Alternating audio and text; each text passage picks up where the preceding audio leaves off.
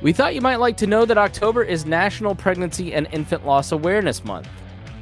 Yes, that's a heavy way to start a podcast, but these are the topics that we have to discuss because we have to start talking about stigmas. And one of them surrounds miscarriages. And I've experienced this personally with my wife over the last few months as we have lost 5 pregnancies since December.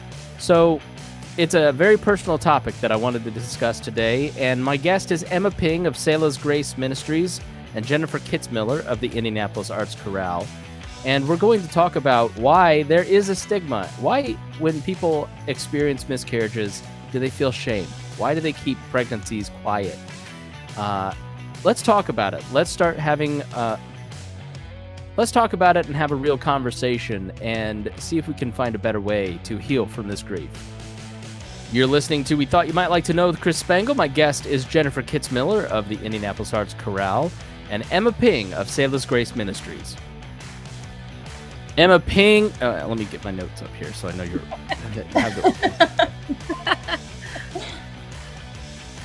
Emma Ping of Selah Grace's Ministry, thanks so much for being here. Yeah, thanks for having me. And Jennifer Kitzmiller of the Indianapolis Arts Chorale, thanks for being here. Hello. All right, well, I have not talked about this on the show, but I've posted about it. My wife and I have been through 5 miscarriages since we got married in December. And it's a very tough thing to go through. And I'm sure many of the people listening who have been through it as well. There's tons of emotions. You go from the highest of highs to the lowest of lows. And, you know, one reason I wanted to do this show and one reason we talked about it was because of the idea that, well, let's just not announce our pregnancy in case something happens. And then if something happens, nobody will ever know. And talking about our struggle with miscarriages has been something that has actually been so beneficial for us as a couple because you, A, celebrate the best thing to happen to you and then one of the worst things with the friends and family that love you the most. And you have a ton of questions and emotions and other people who have been through it reach out. And my good longtime friend, Jennifer Kitzmiller, reached out and said, thank you so much for sharing this. I'm putting on this event. And I said, hey, would you like to come on the show? And she has invited Emma Ping on to, of Selah's Grace's Ministry, who's been through something similar. Mm-hmm. So I'm going to start with Emma. Why do you think there is, I mean, you're both women. I'm not. So I understand it's a lot different. I suffered with someone who was suffering these past few months. So it's definitely a lot different for me. But, you know, this is really to the both of you. Why do you think there is this notion that let's keep the pregnancy secret, let's not talk about our miscarriages, as if this is something that we should be ashamed of and keep quiet? How do we get to that point? And do you? I'm guessing if you're on this podcast, Emma, and started an organization, you're not of the same mindset that we ought to keep these things quiet. Right. Yeah. And I mean, for me, because we've had experienced 2 losses. We experienced an early 6-week loss, and then we experienced a stillbirth at 36, almost 37 weeks. So we've kind of lived on both ends of that spectrum. And when we had our first loss, I remember telling my husband, like, what do we tell people? Like, do we say anything? Are we allowed to say anything? Because nobody knew we were pregnant. So, because we were only at 6 weeks. And we did end up telling a few people, we told our close family, but it wasn't until several months later that we even said anything like publicly that we had experienced this. And I think it's because we just as a society as a whole don't really know what to do with grief, and especially this type of loss, because you can't see it. It's just mom and dad who even know that this life has existed, and then to tell people, oh, well, we lost the baby, they're like, they don't know what to do with. Like, there's like, oh, I'm sorry, and that's kind of it. So I think then that puts people in a place of, well, that was super awkward, so I'm just not going to say anything because people don't want to talk about it. And so that's kind of been one of our missions, is that we are going to talk about it, because it does, when you don't talk about it, it brings so much shame and what did I do wrong to the topic, and it makes it that much harder. Jennifer? I feel like that's kind of what I've seen in your story. It's just amazing how much we hold inside. I mean, I'm a school teacher, and I look at my students, middle school and high school, and all the things that they encounter, and I go, you're so much better when you can let it out, talk it out, let someone in to help you, guide you, share stories with you. And that's not any different as an adult. But when we get to be an adult, we feel like we have to have everything put together all the time. And we don't. The reality is we don't. And this is one of those things that affects other aspects of your life or your families or your friends. And if you can't let it out, what are you going to do with it? Implode or hide it, and someday it'll trickle out? Like, there's so many negative potentials there. And I think the vulnerability of just saying, this is what it is for me right now, and this is what it is for my family life right now, is a big goal, I think, that we need to have as adults. I think it's also a little bit of social media too. Like, people don't want to be the performative Facebook friend that's always like posting for sympathy, right? We all have that person, but then, you know, people kind of don't have the, you know, they don't know, like, I just put everything out online and have for 20 years. So like, you know, I have the words, and I'm not worried about all the, well, did you get the COVID shot comments? That doesn't bother me. But that's a new thing. Like, anybody dies, well, did they get the jab?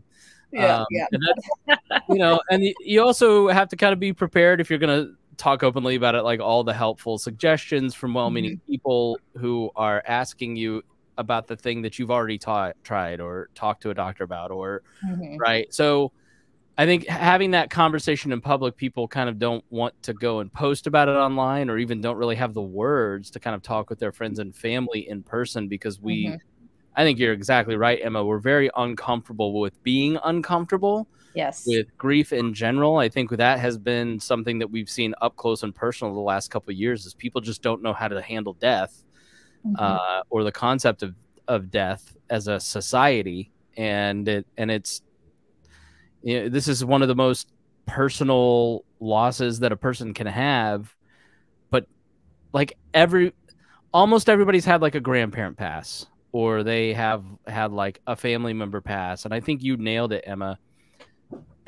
Like, people can't really relate, so they don't really know what to say. Yeah. So I'm going to jump in, and if we actually share, though, like, if we get to a place where our society can share, then we're not as alone, because there are so many more people that can relate than we even realize. And like, when Emma shared her story and it impacted me, like, it was eye-opening how many people on my social media friends list this has happened to, that they were also willing to share. It just felt like it multiplied, but was it really multiplying, or were we just willing to say something? And that's a difference. Right. When you started sharing your story, Emma, how many people started multiplying? Because we've seen that in our life. Like, people I've been friends with for years, since high school, like, this has happened 3 times to us, or you know, it's amazing how people just kind of, you wouldn't know.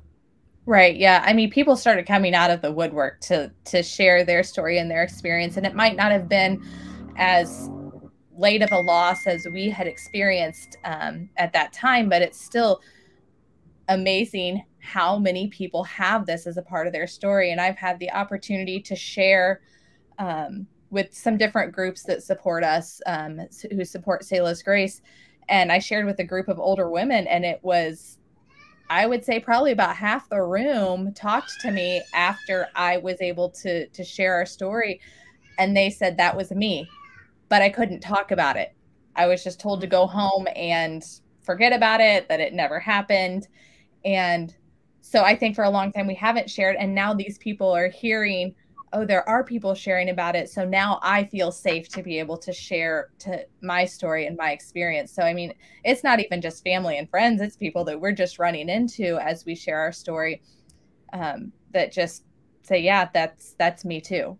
So talking to Jennifer Kitzmiller of the Indianapolis Arts Choral and Emma Ping of Selah's Grace Ministries, and we were talking about miscarriages. Not usually your happy go-to conversation, but that's why we're having the tough conversation today. And October is National Pregnancy and Infant Loss Awareness Month, declared by President Reagan in October 1988. And the Indianapolis Arts Choral is putting on an event that, well, why don't you describe it, Jennifer? Tell us a little bit about the event that you're putting on called Break the Silence, Pregnancy and Infant Loss Awareness. Sure. So the Indianapolis Arts Chorale is the longest running chamber orchestra in the city of Indianapolis. We would have celebrated our 50th year in the pandemic, but everything was shut down. So we're kind of celebrating a little late. This event is actually our first concert back in business.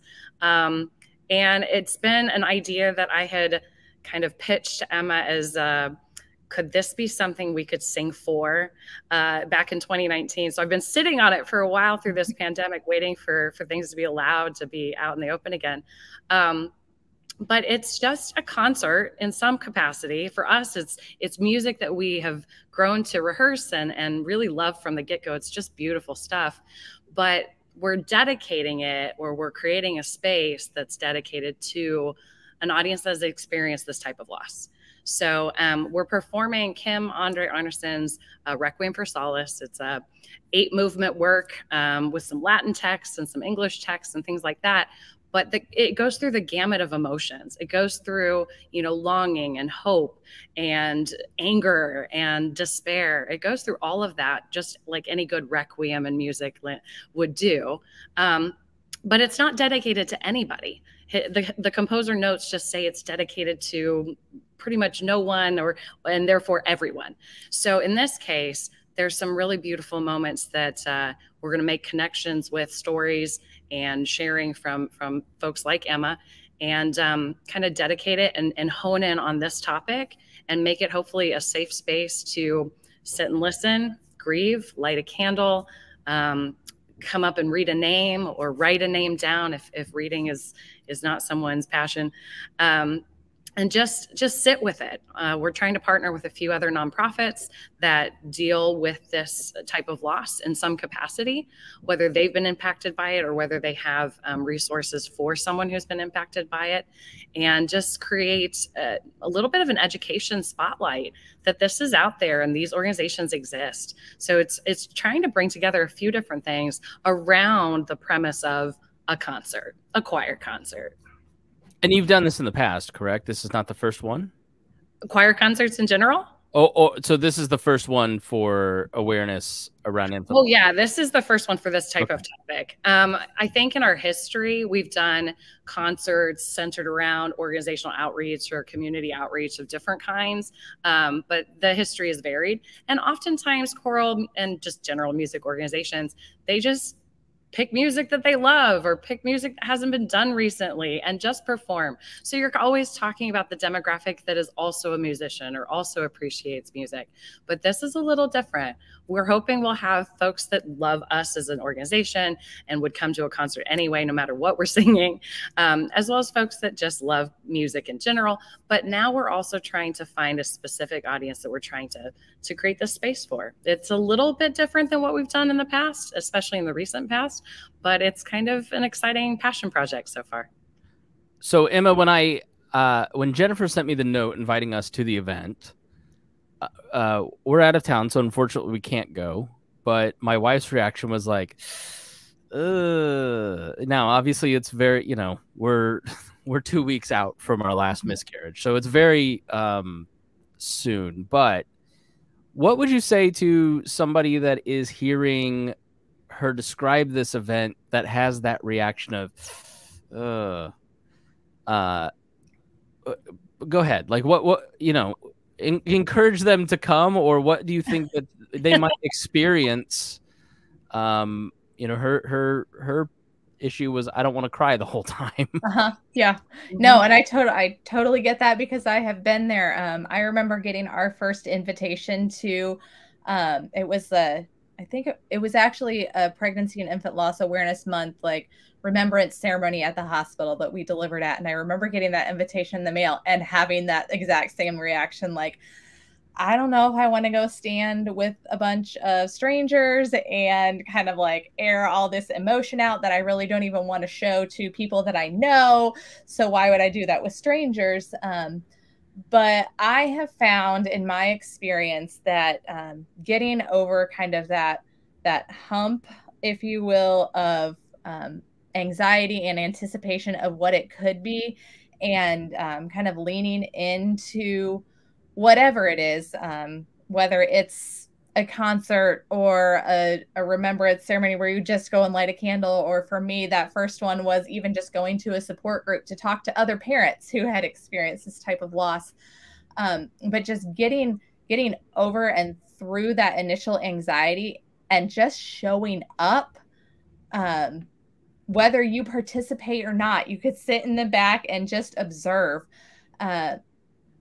It's helpful to be able to even just see that there are other people out there who are walking that same journey as you, and that there are other people who want to be supportive of you in your journey, whether they've experienced that or not. Because I think when you do experience this type of loss, it is extremely isolating. You feel like you are the only person in the world who has ever experienced this and nobody could possibly understand.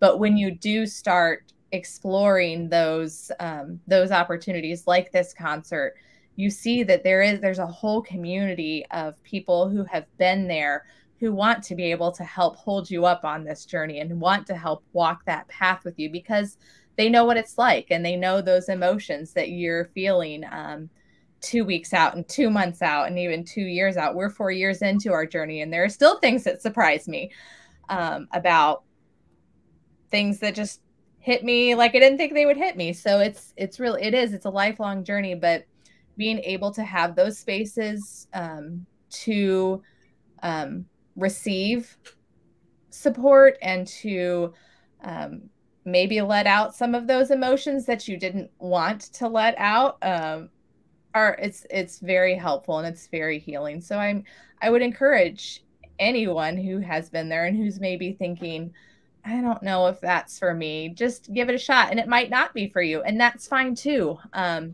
I don't think you know what's helpful to you until you do try things, and that was my experience as well. So take us back and tell us a little bit about your story.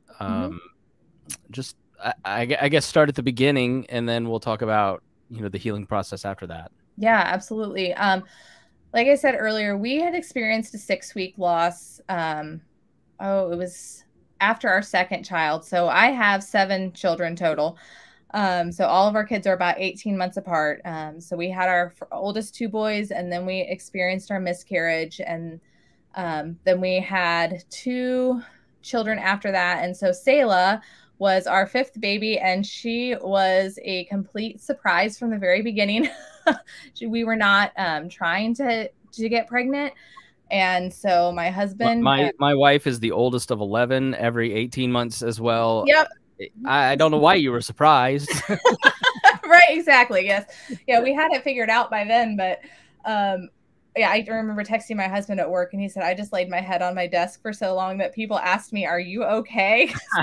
Like we were living in his parents' rental because we were in between houses. We were trying to sell our house, and trying to keep a house staged with children is just impossible. So we were just like, I don't know what we're going to do. So we went through our entire pregnancy. It was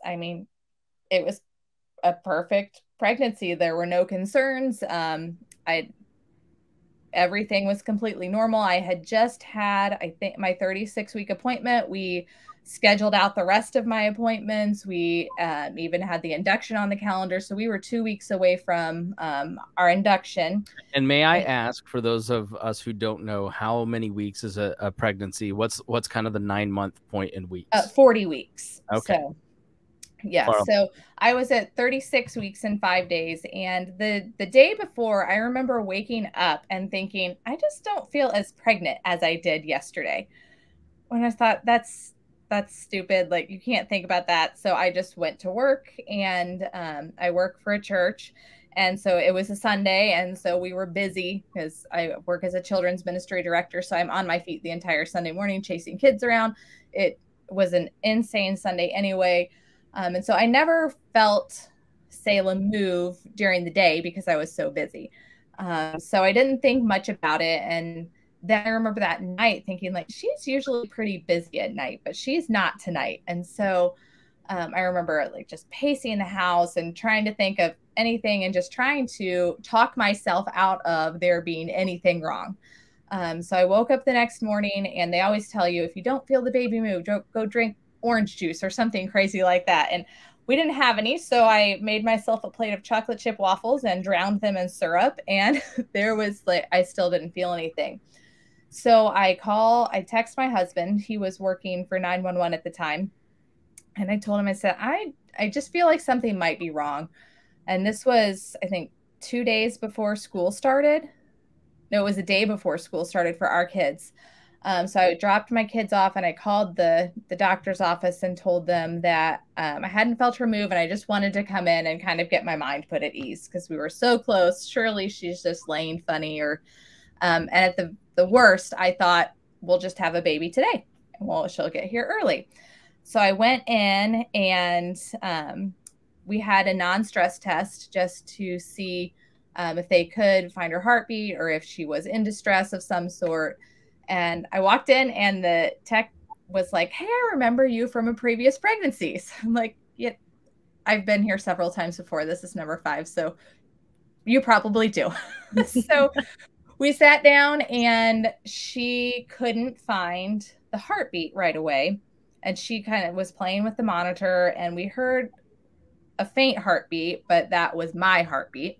And then she tried to play it off as, well, I'm really new at this, so let me go get somebody who's better. And I'm thinking in my head, you just told me that you remembered me from a previous pregnancy, and this is number 5. So I think you're lying to me. So she brings somebody else in, and she couldn't find the heartbeat. And they tried the Doppler, and then they ended up taking us over for an ultrasound. So they thought, well, maybe we can find it there. And I just remember the ultrasound tech basically running into the room. And it was the fastest ultrasound they had ever set me up for. And they threw that jelly on there, and they put the wand on. And my husband says, I mean, at 5 kids, you know what you're looking for, and you know what you should see on the screen. And he said they flipped on the blood flow, and there was nothing.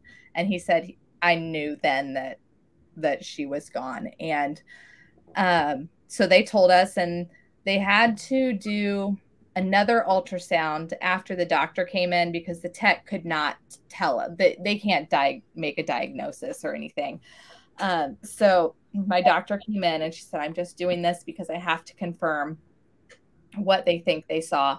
And they did confirm that there was no heartbeat, and they told us that we would have to deliver her that day, which that thought had not even crossed my mind. Like, how in the world, like, this baby's full term, she has to be delivered in some way. And so we talked about our options, about what we would need to do next. We talked about a C-section, but my doctor kind of discouraged me from doing that because she said, that's going to be a lot more physical healing on top of what you're going to have to walk through after this. So we went immediately upstairs. We were at Community Hospital North, so we were at the doctor's office there. They took us right upstairs, got us a room, and we started an induction process to deliver Selah, who, I mean, at the time we didn't know if she was a boy or a girl, so we found out in that ultrasound that she was a girl.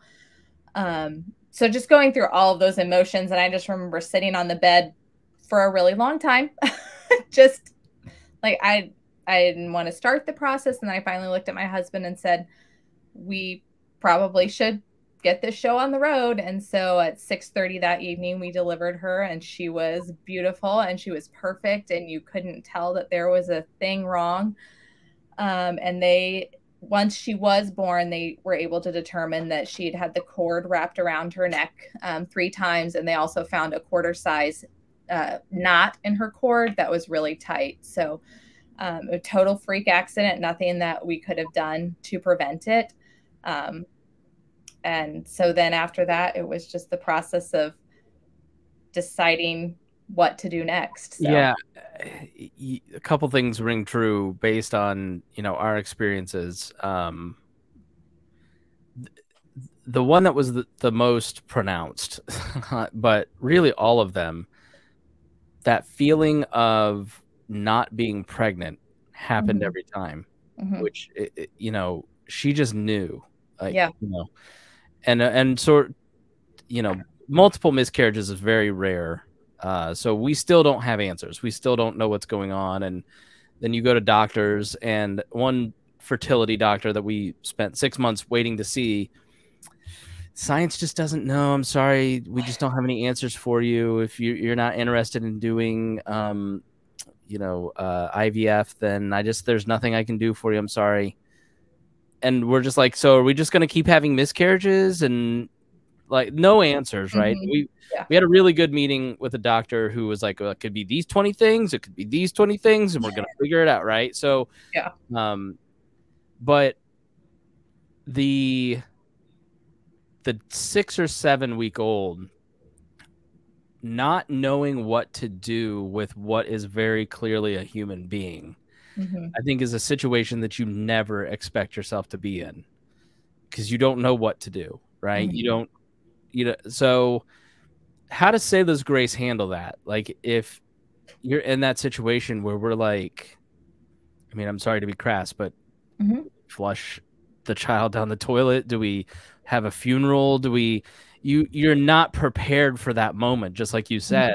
Right. Like, oh my God, I'm going to have to deliver the baby, and then what are we going to do? Like, it's a very difficult, confusing moment. So how do you use your organization through your own experience to handle that? Yeah, and I remember having that exact thought. Like, I was in labor with Selah, and I sat up in my bed and looked at my mom and said, so are we supposed to have a funeral? Like, what do we do?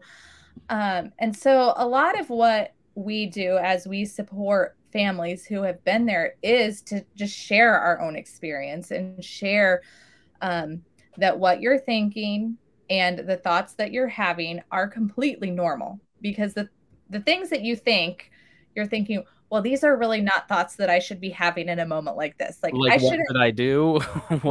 Yeah. Or like, am I allowed to have a funeral? Just things that, like, nobody knew this baby. Do we have a funeral, or do we just kind of go on our way and again act like nothing happened?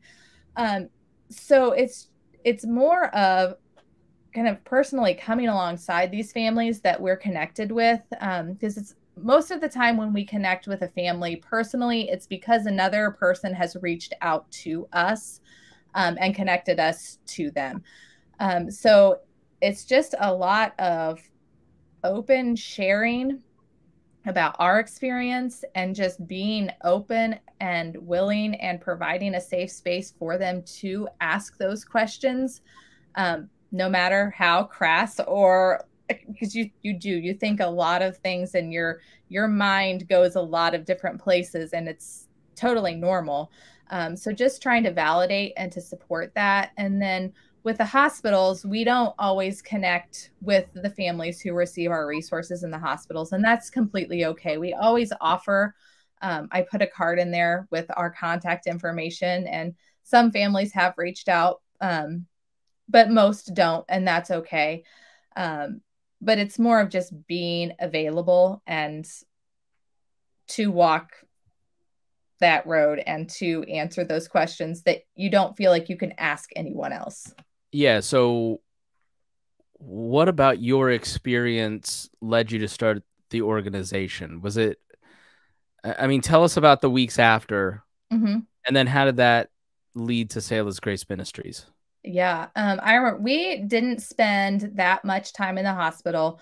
Like I said, we delivered Selah the night before school started. So my oldest was going into first grade. And so I felt very conflicted. Like, I want to and need to spend this time here at the hospital with my daughter, because these are the only moments that I will ever have with her. but I also have kids at home who need me too. We weren't able to get my son on the bus for his first day of first grade. And so our doctor allowed us to leave a little bit early from the hospital so that we could be home when he got off the bus. But when we were in the hospital, we had access to a cuddle cot, which is a bedside cooling device that it has a cooling pad that they can lay the baby on that will kind of slow those processes of death and will allow the baby to stay bedside and in the room with you for as long as you need. And so we had that. And so Selah stayed in our room with us the entire time that we were there. So we had 24 hours with her. Had we not had access to that, she would have had to have gone back and forth to the morgue, or she would have had her little body packed with ice packs, which in my opinion is not providing her with that much dignity. So can I ask, I think if you've not experienced this, you'd hear that and you go, you want to stay in the room with the baby? Like, what's that about? Why did you feel that need? What need did that fulfill for you both at that time? Yeah. Once we delivered her, I did not see her as anything else other than my daughter. Like, yes, she had passed and yes, she had died. And that was, but it's only, I think, looking back that I see like, yeah, she did look a little rough. But it was just the fact that I only had that time with her. I only had that time with her to say goodbye, to say hello, to make a lifetime of memories with her, to be able to hold her, to be able to dress her, to be able to read her a story. Her siblings were able to come and to meet her. So we were trying to do all of the things that you expect to have a lifetime to be able to do with your kids. And so it wasn't even a thought in my mind that it should be any other way, that she should be there with us. And I remember I think the hardest moment of being in the hospital was when we had to make the decision to tell our nurse that we were ready for her to leave us, because that was it. There were no more opportunities. So it did seem like, if I had not personally ever been in that situation, I would probably think, yeah, that's really weird that you want to hold your baby that's died. Like, I don't know about that, but it wasn't even a thought. And our friends even came and they held her, and that meant so much to me as a mom, that they would come and they would spend those moments and treat Selah the same way they treated all the rest of our children that they were able to come and see in the hospital. And having that cuddle cot, it's like I said, it slows down those processes. So her body stayed intact and looked a little better than it would have had we not had that access there. And so your organization helps provide maternity wards with those, or? Yes, that's a part of what we do. And that's actually the very first thing that we did, which it's shocking to me that more hospitals don't have these, but most hospitals obtain these through private donations from families like ours who want to do something to honor their children. And we, like I said, we had that one. And when we got home, we were told that at the hospital, there were 4 losses in 48 hours, and they only had 1 cuddle cot, and we had that cuddle cot. So I knew there were 3 other families who did not get the same experience that we got. So we had been home for a couple of days, and I tell people all the time, like, when you become pregnant, you become a mom. Like, those maternal instincts kick in, and when your baby dies, those don't go away. It's just a different way that you just have to do things in a different way. So I'm raising Selah in a very different way. So I still felt that need to do things. And so we were sitting at the gas station, and I thought, how expensive could something like this be? Like, is it even possible that we could like raise money and donate one.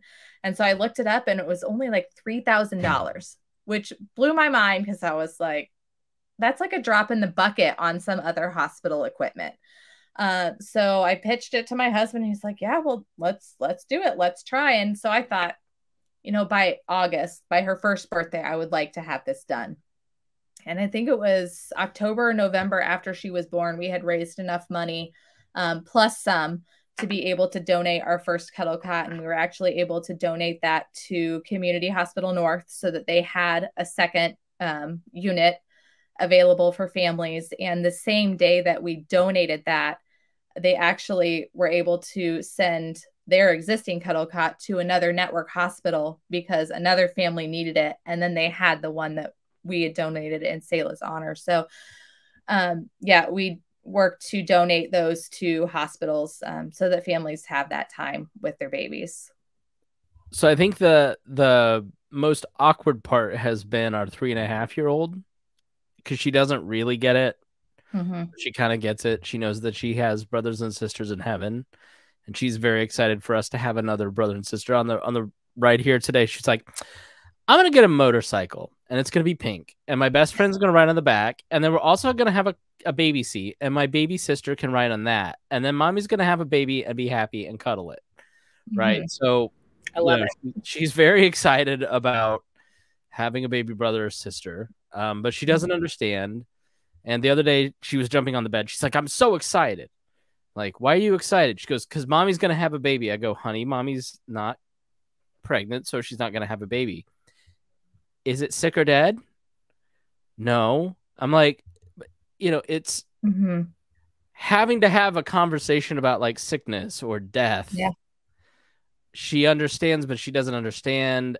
And I don't know, we've probably felt it through the best way that we can, just like you did. Mm-hmm. How did you talk about this with your kids?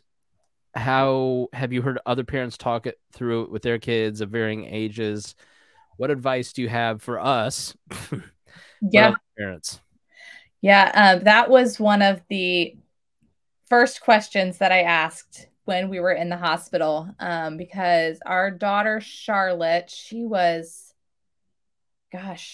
maybe 3 or 4 at the time when Selah died. And she was convinced the entire pregnancy that it was her baby sister. Like we decided we were going to wait to find out. We had boys and we had girls, so we had everything we needed. So why not just wait? And so when we found out it was a little girl, that like, I looked at my husband, I said, that's Charlotte's baby sister. Like, and the guilt I felt as a parent, even though there was nothing that I could have done differently, that she wasn't going to have her baby sister now that she was supposed to have. So I remember we were the palliative care nurse. She was a saint. I still talk to her today.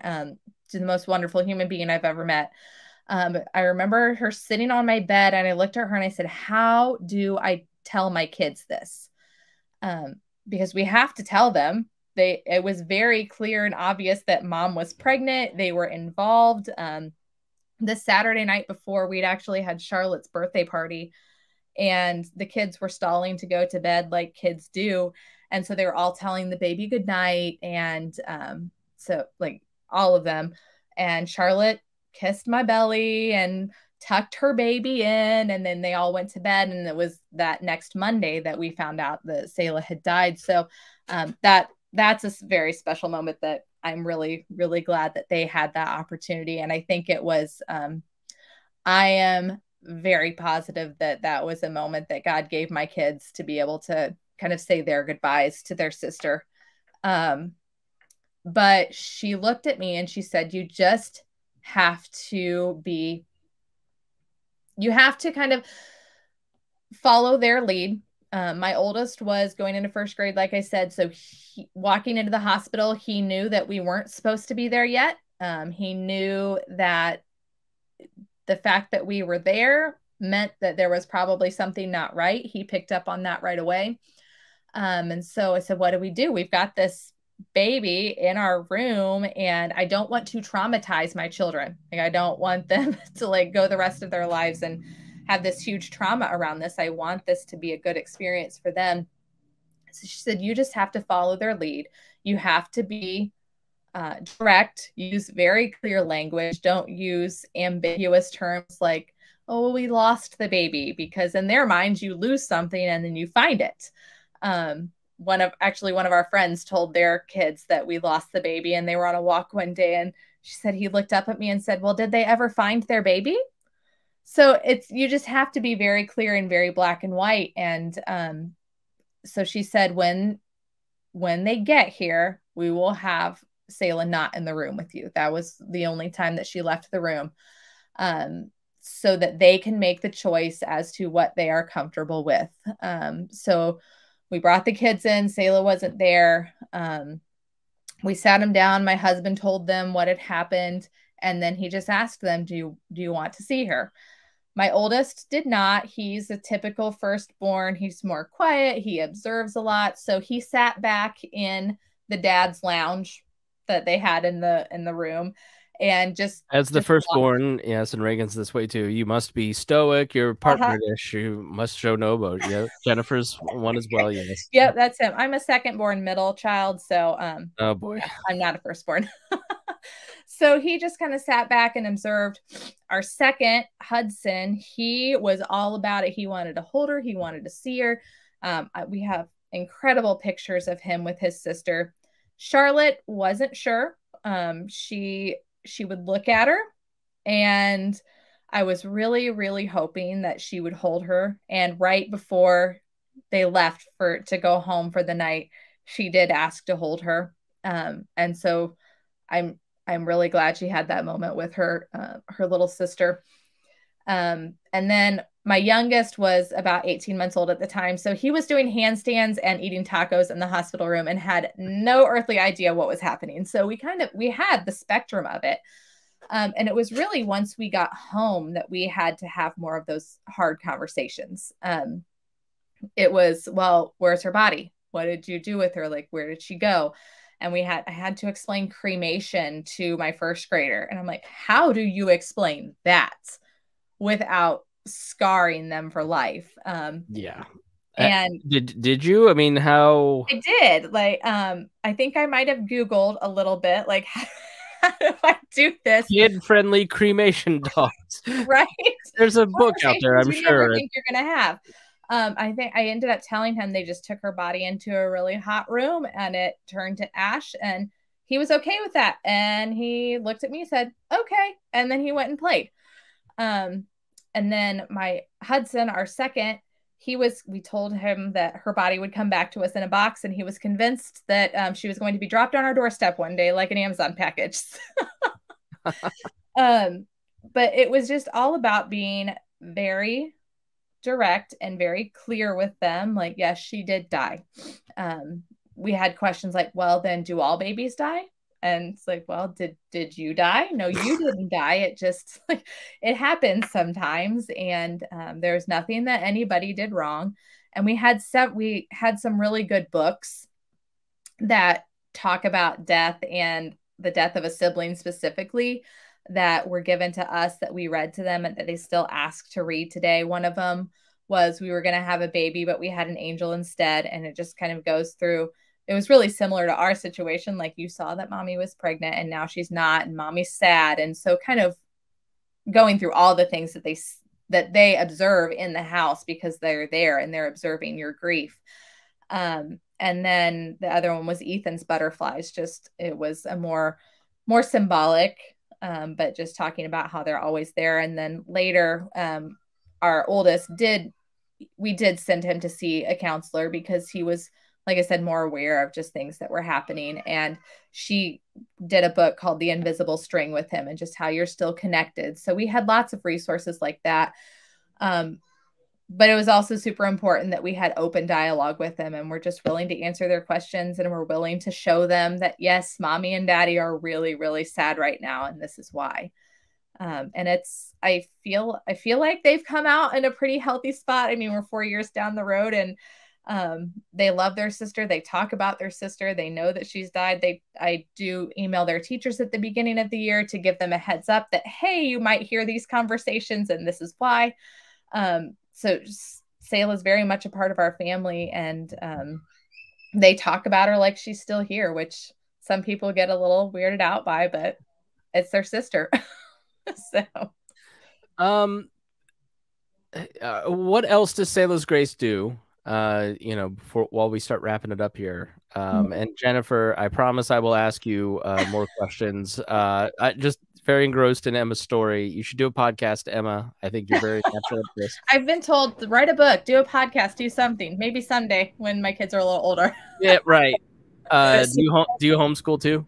Oh, no, sir. Okay. I used to teach special education. I say I could teach everybody else's kids, but I could not teach my own. Okay. Usually hit it though. Her story is like, just, I don't know. It just, she's good at it. She's very good at telling the story, that was what it was inspiring for everything for me. Yeah. Organizing the thoughts. So Selah's Grace, tell us just briefly how that got started, and what else do you do, and how can people get a hold of you? Yeah, absolutely. So like I said, that we founded all of this in honor of our daughter, just so that families knew that they weren't alone in this, that someone sees them, someone understands them, and that their babies are known and remembered, and that they're just they're treasured, is what we tell people all the time. And so on top of the cuddle cots that we donate to hospitals, we also put together, we call them Selah boxes. They're bereavement care packages that we donate to hospitals. And then also we send them to individuals outside of the hospital. The boxes that go to the hospitals contain a journal and a handmade hat and blanket. And then we put a pen in there and some forget-me-not seeds, just things that help them to make some of those memories. The biggest thing that I wanted to have in there was the handmade hat and blanket, because that was something that was given to us in the hospital.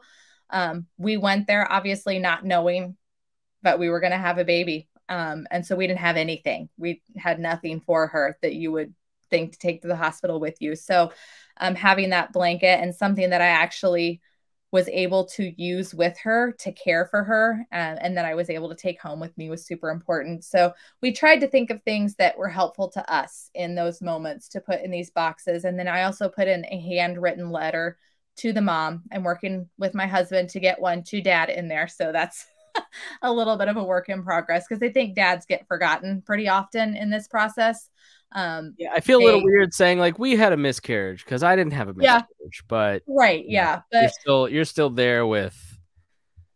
Yeah, it's still a part of your story too, but it's not as intense though. Yes. So we put that in there just so that, again, they know that they're not alone. And then the ones that go to families outside of the hospital, we're able to personalize those a little bit more. So if they named their baby, we make a necklace with the baby's name on it. That's something that someone did for me that was super meaningful.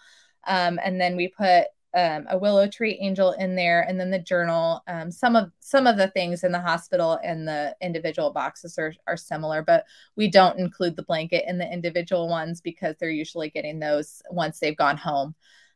So really, they were all just things that were helpful to us as we kind of started this journey out. And then we put our contact information in there, so people are always free to contact us through Facebook. We're working on a website, so that was one of our 2022 goals for the organization. So hopefully by the end of the year, that will be up and going. But we do have a Facebook page. It's Selah's Grace Ministries, and we're also on Instagram as well. So do you, what about people like my wife and I who had, lost a child a lot earlier? I would guess that's maybe more common than your story. I don't know. It is. I mean, the statistics are that 1 in 4 pregnancies will end in miscarriage or stillbirth. Stillbirth is a little less common than a miscarriage. Stillbirth is technically after 20 weeks of pregnancy.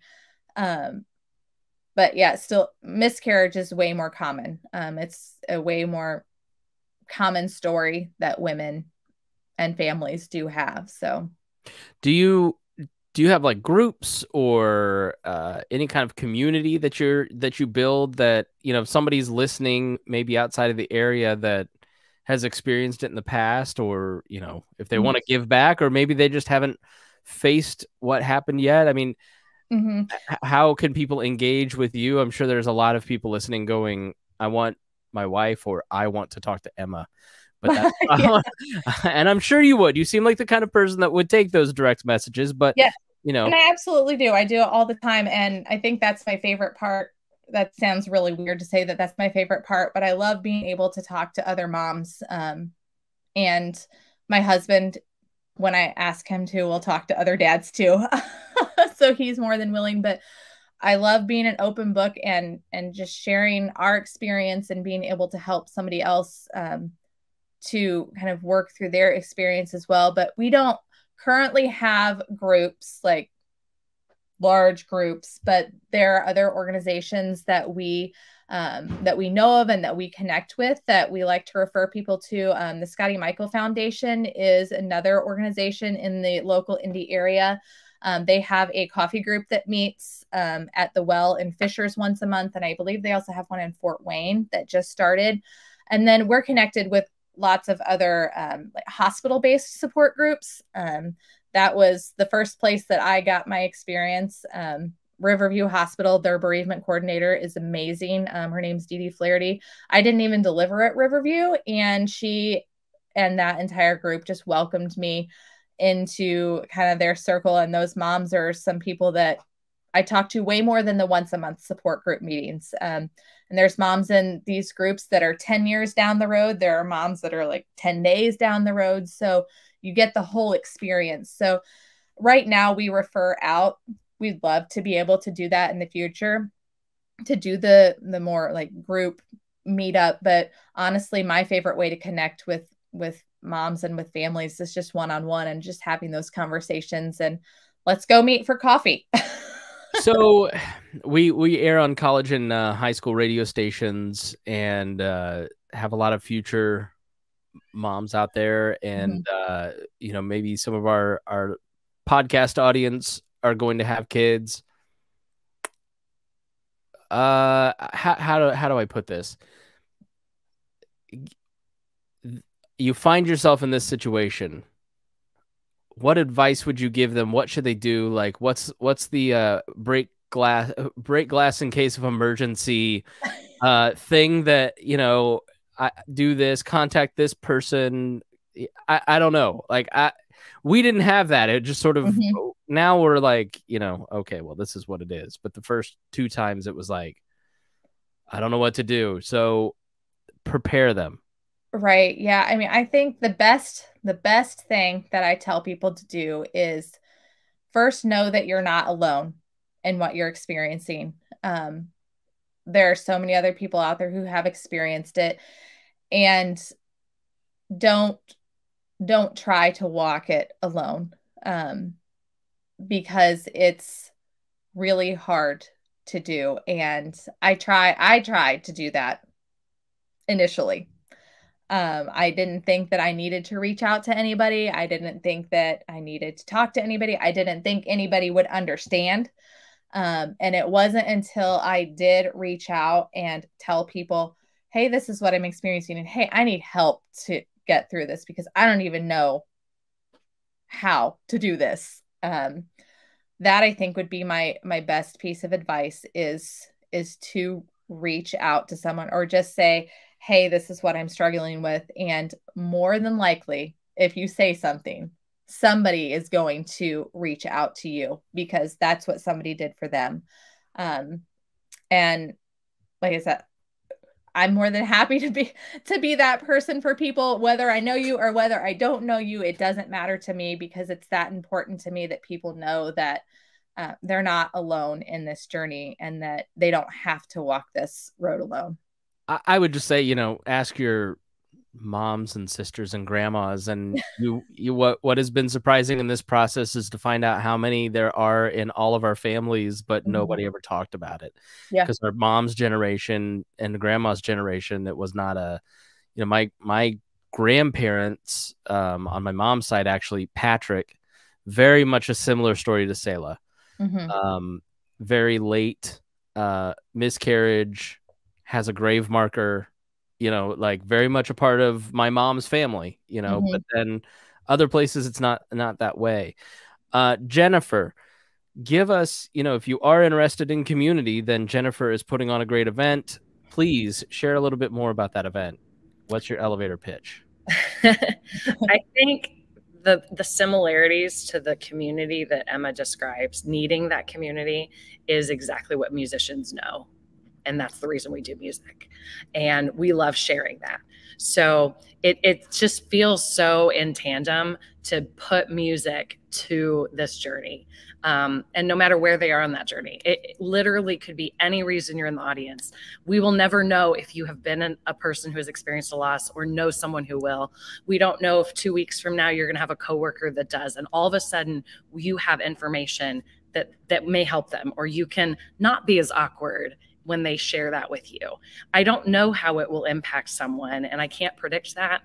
I wanted to say something a little bit further back, but you said something about, I don't want to go to an event like this if all I'm going to do is cry. Yeah, I know that's a very real possibility.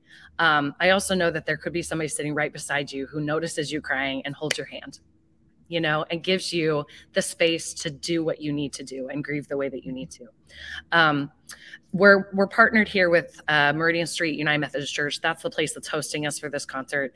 And their pastoral staff is planning to be there that evening in their very down the hall chapel. So we're anticipating people coming in and walking out. And if that's what it needs to be, and it needs to be I walk out to my car, I walk home and leave, or if it's just I walk down the hallway and I have a moment to myself, or I have someone who would like to speak with me or pray with me, whatever it is they want. I think we're just hoping it's whatever it needs to be for whoever needs to sit there. And if we can get the word out to just the Indianapolis community at large, it's going to be an interesting evening, something we've never quite done before, but hopefully completely worthwhile. All right. Well, thank you so much to Emma Ping of Selah's Grace Ministry and Jennifer Kitzmiller, Indianapolis Arts Chorale. Is it choral or chorale? It's chorale. The E at the end makes it chorale. Okay. All right. I'm from Indiana. You know where I grew up. So, you know, I didn't get the good education like you Avon people. All right. Well, thanks so much for both of you being here. I really do appreciate Emma, you sharing your story, and Jennifer, for you reaching out and helping to put this together. This is the main point of what this show and what We Are Libertarians and the Chris Spangle Show has always been about. You're going to go through tough times. You've got to reach out. You've got to build community, get into community, and realize you're not a weird freak. And just be open and honest with what you're going through. And, you know, if you've been carrying something like this for a long time, and usually if you know, Emma, Jennifer, you know this too. I'm fine. I'm fine. I'm fine. Mm-hmm. That's when you know you're not fine. Right, so yeah, eventually you're not fine. You're not fine. So, you know, really appreciate you both coming on to talk about this. Yeah, thanks. Thank you. And thank you so much. If you got something out of this, please share with your friends and family. And we really do appreciate you listening to the Chris Spangle Show. And we will see you again soon.